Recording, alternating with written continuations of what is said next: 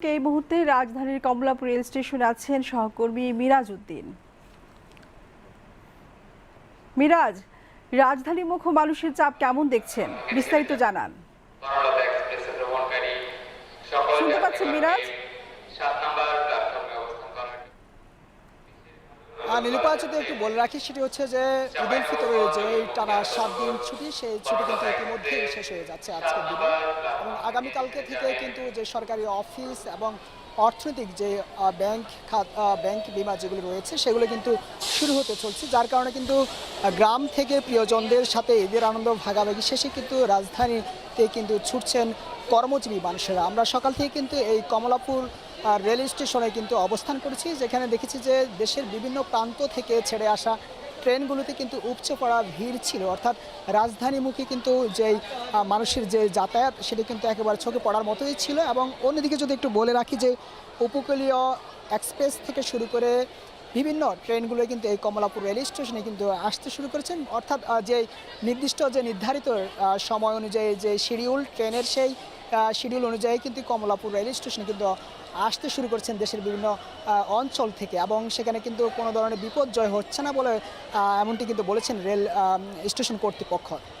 এদিকে যদি একটু বলে রাখি যে যারা গ্রাম থেকে এই শহরে কিন্তু কর্মজীবী যারা রয়েছেন তারা যে আসতে শুরু করেছেন, তারাও বলছেন যে স্বস্তিতে কিন্তু আসতে পারছেন, যাতে করে যদিও আজকে যদি না আসতো বা আগামীকালকে থেকে যদি আসা শুরু করে তাহলে অনেকটা কিন্তু তাদের যে ভোগান্তি সেটা কিন্তু হবে। তাই তারা যেহেতু আগামীকালকে থেকে যে তাদের অফিস, সেজন্য কিন্তু আজকে তারা কিন্তু চলে আসছেন এবং অনেকটা কিন্তু তারা স্বস্তি বোধ করছেন এবং এমনটি কিন্তু বলছেন। এছাড়া যদি একটু বলে রাখি যে ঈদের তৃতীয় দিনও কিন্তু এই কমলাপুর রেল স্টেশনে কিন্তু মানুষের ভিড় দেখা যাচ্ছে, অর্থাৎ তারা প্রিয়জনদের সঙ্গে ঈদের আনন্দ ভাগাভাগি করার জন্য কিন্তু অনেকে কিন্তু এখনও এই গ্রাম অঞ্চলে কিন্তু ছুটছেন, এবং তারা বলছেন যে ঈদের সময় অর্থাৎ ঈদের আগের সময়ে যে ভিড়, সেই ভিড় সেই ভোগান্তিতে যাতে না পড়ে সেজন্য তারা ঈদের সময়তেই কিন্তু তারা এই প্রিয়জনদের সাথে আনন্দ ভাগাভাগি করার জন্য কিন্তু এখনই গ্রামে যাচ্ছেন। আমরা যেমনটি দেখেছি যে সকাল থেকে কিন্তু বিভিন্ন প্রান্তে অর্থাৎ কমলাপুর রেল স্টেশনের বিভিন্ন জায়গায় কিন্তু অনেক যাত্রী কিন্তু বসে আছেন। আমরা একজনের সঙ্গে একটু কথা বলি। কতক্ষণ পর্যন্ত এখানে বসে আছে?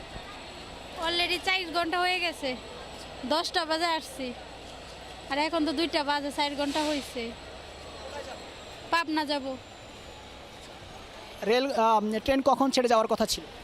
ট্রেন তো বলছিল 1:30টা বাজে, এখন তো 2:30টা বলছে। টিকিট নেওয়ার পর বলছে আবার 2:30টা। কি ঝামেলার কারণে ওই লুটে বলে ঝামেলা হয়েছে, অ্যাক্সিডেন্ট হয়েছিল, এই কারণে আর কি। অনেকে তো ঈদের আগেই গ্রামে ছুটে গিয়েছেন, আপনি কেন ঈদের পরে যাচ্ছেন? আমার উকিল বাপের বাড়ি যেতেছি।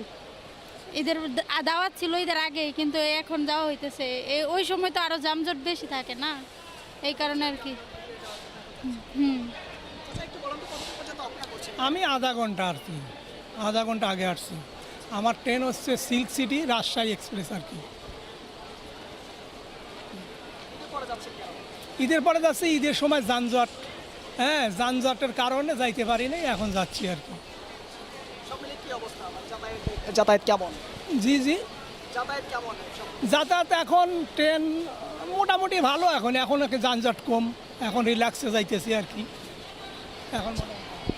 নীলুপা, যদি একটু বলে রাখি সেটি হচ্ছে যে যানজট এড়িয়ে যাওয়ার জন্য অর্থাৎ ভোগান্তি যাতে না হয় সেজন্য কিন্তু এই মানুষগুলো কিন্তু ঈদের পরেই প্রিয়জনদের সঙ্গে ঈদের আনন্দ ভাগাভাগি করার জন্য কিন্তু রাজধানী চাচ্ছেন। অন্যদিকে যারা ঈদের আগে গিয়েছেন অর্থাৎ ঈদের ছুটি যেহেতু শেষ, আগামীকালকে থেকে যে সরকারি অফিস সহ যে আর্থিক ব্যাংক বিমা সহ যে অফিসগুলো শুরু হবে, সেজন্য কিন্তু গ্রামে থেকে কিন্তু রাজধানী কিন্তু ফিরছেন, যার কারণে কিন্তু বলা যাচ্ছে যে সকাল থেকে যে ট্রেনগুলো এই রাজধানী কমলাপুর রেল স্টেশনে যে এসেছেন সেগুলোর মধ্যে উপচে পড়া ভিড় ছিল, এবং যাত্রীরা যেমনটি আমাদেরকে বলেছিলেন যে আগেভাগে আসার মূল উদ্দেশ্য হচ্ছে কোনো ধরনের ভোগান্তি যাতে না হয়, এবং তারা এও বলছেন যে অন্যান্য বছরের তুলনায় এবছরের যে ঈদ যাত্রা সেটি কিন্তু অনেকটাই কিন্তু তারা স্বস্তিতে তারা এলাকায় গিয়েছেন এবং সেই এলাকা থেকে আবার কর্মস্থলে কিন্তু পৌঁছেছেন। নীলুপা, এ ছিল কমলাপুর রেল স্টেশন থেকে সর্বশেষ।